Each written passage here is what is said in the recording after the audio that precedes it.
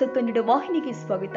Safari ಮಾರ್ಗದಲ್ಲಿ ಹೆಬ್ಬುಲಿಯೊಂದು ಜಿಂಕೆಯನ್ನ ಬೇಟೆಯಾಡಿ ಕೊಂಡೊಯ್ಯುತ್ತಿರುವ ಘಟನೆ ಚಾಮರಾಜನಗರ ಜಿಲ್ಲೆಯ ಬಂಡೀಪುರ ರಾಷ್ಟ್ರೀಯ ಉದ್ಯಾನವನದಲ್ಲಿ ಜರುಗಿದೆ.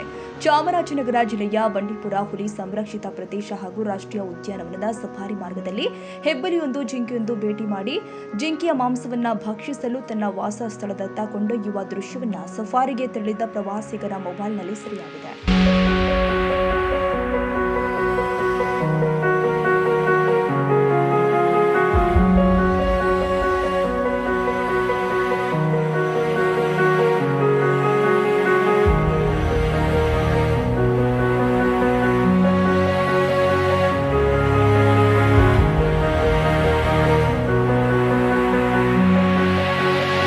ಸುದ್ದಿಗಾಗಿ ಎಂಟಿವಿ ನ್ಯೂಸ್ 24x7 ಗೆ ಸಬ್ಸ್ಕ್ರೈಬ್ ಮಾಡಿ ಮತ್ತು ಬೆಲ್ ಐಕಾನ್ ಅನ್ನು ಒತ್ತಿ. ತಪ್ಪದೇ ಲಿಂಕ್ ಶೇರ್ ಮಾಡಿ.